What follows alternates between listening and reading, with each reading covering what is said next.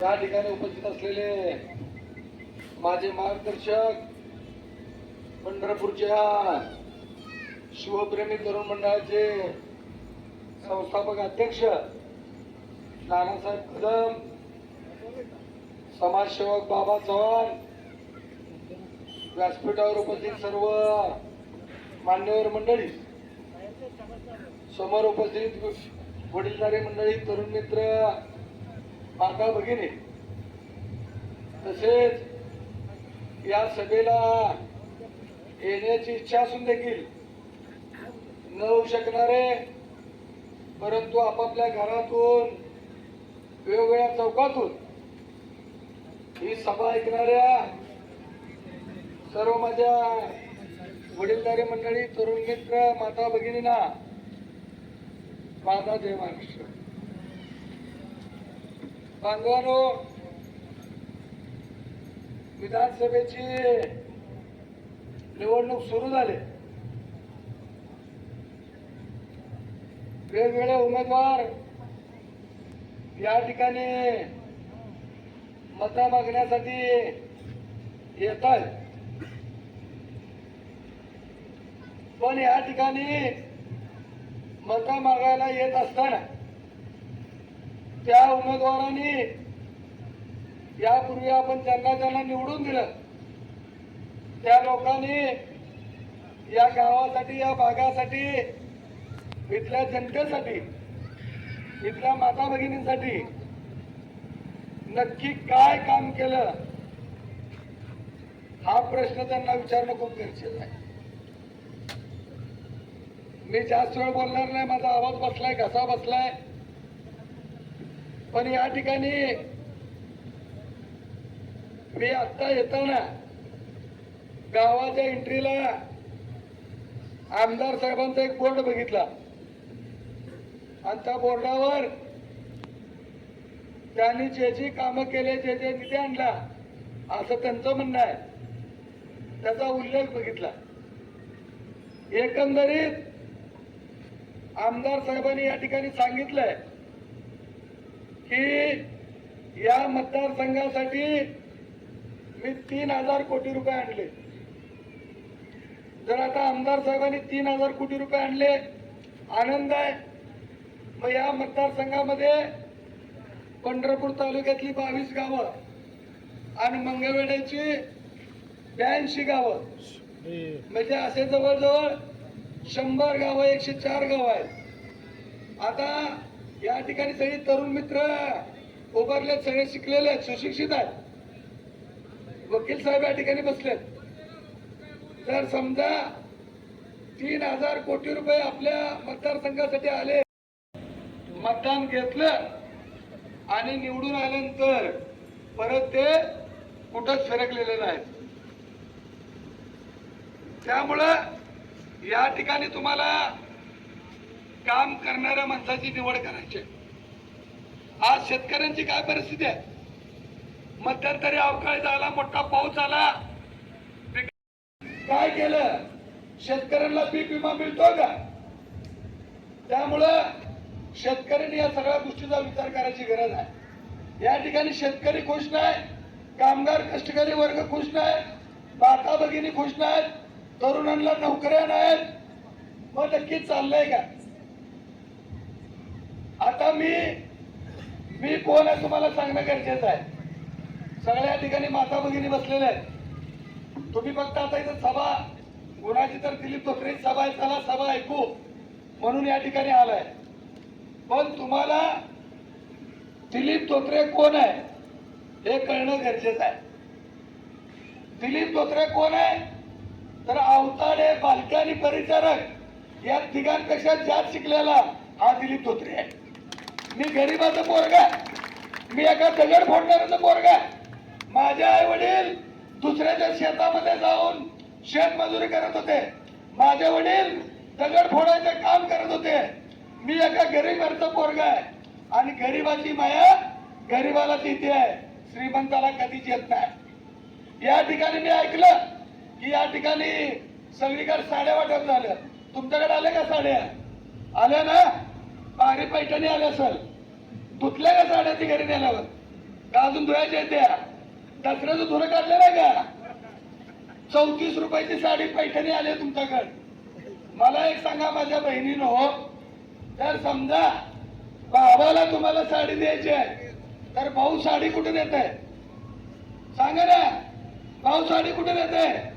घरात देत आहे का चावडीवर बोलून सगळ्या लोकांसमोर देत आहे? कुठे देत आहे? घरात देत आहे ना. आणि मला सांगा, बहिणीचा हिस्सा काय 30 रुपयाची साडी असते का? अहो ती 100ची असली साडी. बहिणीचा हिस्सा अर्धी प्रॉपर्टी असते, भावाने अर्धी प्रॉपर्टी द्यावी लागते. असं चौड्यावर बोलायचं, चौकात बोलवायचं आणि साडी द्यायची. अरे बाबा तू कामच केलं नाही काम. आणि या बहिणीला साड्या कशाला अर्धा अर्धा थोडं सोनं दिलं असतं बरं झालं असतं. हा बरं झालं असतं का नाही? मी तुमचा भाऊ आहे. मी आमच्या लोकांना सांगितलं, अरे बाबानो, आपल्या बहिणींना जर आपल्याला काय द्यायचं असलं तर आपण घरात जाऊन देऊ. लोकांसमोर कशाला दाखवायचंय? घरात जाऊन देऊ. आणि त्यामुळं मला जे काय देऊ वाटेल ना बहिणीला, माझी लोक येतील घरात देऊन देतील. असं प्रदर्शन करून बहिणीची चावड्यावर बोलून आबरू घालवणार नाही.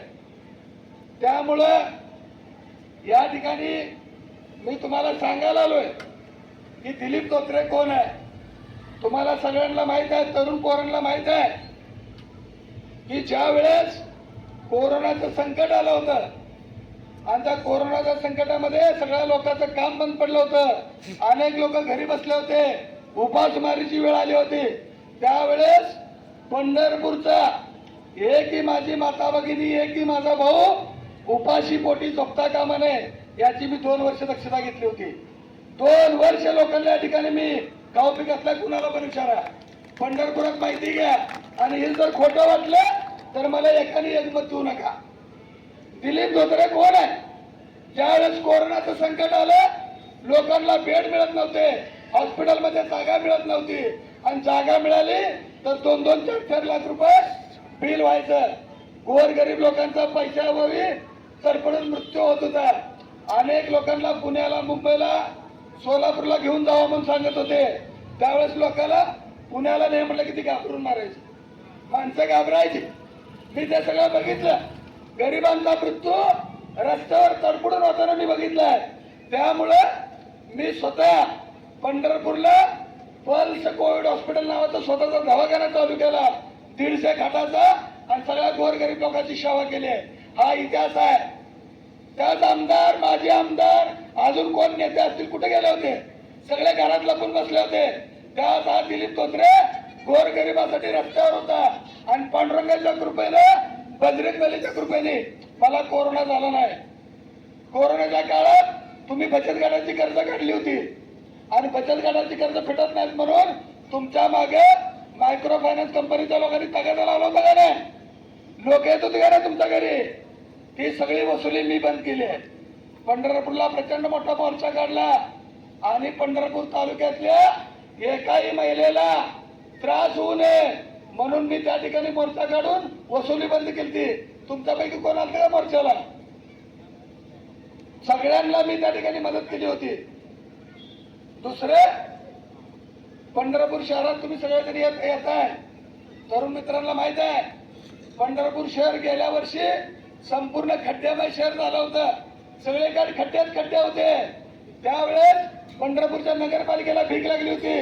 आमदार गायब होते, बाकीचे नेते गायब होते, सरकार 1 रुपया द्यायला तयार नव्हतं.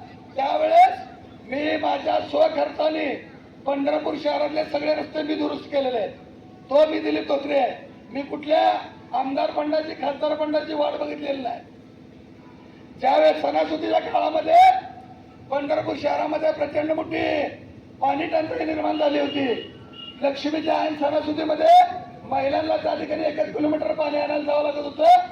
त्यावेळेस पंढरपुरात 50 टँकर लावून त्या ठिकाणी मी पंढरपूरकरांची ताण भागवले. ही कामं मी केलेत. गोपाळपूरची स्मशानभूमी असू द्या, मुस्लिम कब्रस्तान असू द्या, हे सगळं मी माझ्या खिशातल्या पैशाने त्या ठिकाणी दुरुस्त केलेलं आहे. त्यामुळे मी आमदार नसताना, माझ्याकडे सत्ता नसताना ही सगळी मी कामं केली आहेत. कुर्टीतला कुठलाही माणूस असू द्या, पोलिसांनी पकडलं फोन मला येतो, ट्रॅफिकवाल्यांनी पकडलं फोन मला येतो, 2 मिनिटात मी मदत करत असतो. तो कुठल्या गटाचा, कुठल्या पक्षाचा, कुठल्या गटाचा मी विचार करत नाही.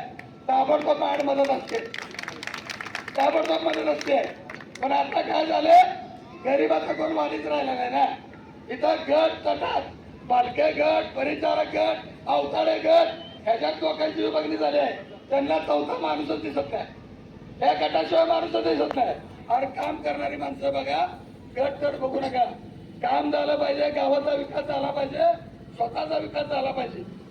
त्यामुळे या ठिकाणी मी तुम्हाला सांगायला आलोय की तुम्हाला कुठलीही कसल्याही प्रकारची अडचण असू द्या, तुम्ही कधीही माझ्याकडे या, 100% मदत करायचं वचन या ठिकाणी मी तुम्हाला देतोय. घरकुलं मिळाली का तुम्हाला? घरकुलं मिळालेत का? घरकुलं फक्त वशिलेवाल्याला मिळतात, गोरगरिबाला घरकुलं मिळत नाहीत. रेशनचं धान्य मिळतंय का? रेशनचं धान्य मिळत नाही. रेशनचं दुकानदार सांगतोय की सगळं ऑनलाईन आहे आणि आलेलं धान्य सगळं विकून खाल्लं जात आहे. गरिबाच्या पदरात धान्य पडत नाही. हे सगळं चालू करायचं असेल, आज काय परिस्थिती आहे? इथली तरुण पोरं मी बघतोय, तरुण पोरांना नोकरी आहेत का? इथं तुमच्या शेजारी सिंहगड कॉलेज आहे, इंजिनिअरिंग कॉलेज आहे. प्रत्येक बापाला वाटतंय की माझ्या पोरांना कॉलेजला ऍडमिशन घ्यावं आणि तिथं ऍडमिशन घेऊन इंजिनियर बनावं. आणि पोरगं जर इंजिनियर बनलं तर आपल्या घरात पैसे येतील, आपलं चांगलं होईल म्हणून पोराला प्रत्येक जण इंजिनिअरिंगला पाठवत आहे. तिथे ऍडमिशन घ्यायचं आणि तिथं पूर्ण इंजिनिअरिंगचं शिक्षण करायचं म्हटलं तर 4-5 वर्षाचा कोर्स आहे. त्याला कमीत कमी 10 लाख रुपये खर्च आहे. 10 लाख रुपये लागतात. 10 लाख रुपये बापाच्या डोक्यावर खर्च होते. बाप पोराला इंजिनियर करतं. इंजिनियर केल्यानंतर त्या पोराला इथं नोकरी नाही आहे का? पंढरपुरात नोकरी. इंजिनियर झालेला पोरगा काय करतं? आई बापाला सांगता, आता मी पुण्याला जातो, मी पुण्याला जातो आणि पुण्याला जाऊन तिथं कुठल्या तरी कंपनीत नोकरी करतो. इथं इंजिनिअरिंग शिकायचं, पोरगा पुण्याला जाणार, कुठल्या तरी कंपनीत त्या ठिकाणी इंटरव्ह्यू देतं, नोकरीला लागतं, 5-50 हजार रुपये पगार चालू होतो. आई बापाला आनंद वाटतंय किंवा पोरगा शिकलं, बरं झालं, पान पाडला, नोकरीला लागलं, आता 50 हजार रुपये पगार चालू झालाय. निम्मा त्याला ठेवायला आणि निम्मा घरी पाठवत. पोरगा दर महिन्याला निम्मा पैसे गावाकडे पाठवतं, निम्मा ते स्वतःसाठी ठेवतं. नोकरी चालू होती, 7-8 महिने कुटुंब सुखी असतं. पोरगा 1-2 महिन्याला गावाकडे नसतं आणि 7-8 महिने झाल्यावर आई वडिलाला काय वाटतं की आता पोरग नोकरीला लागलंय, परदेशाचं लग्न उरकू, लगीन करू म्हणताय.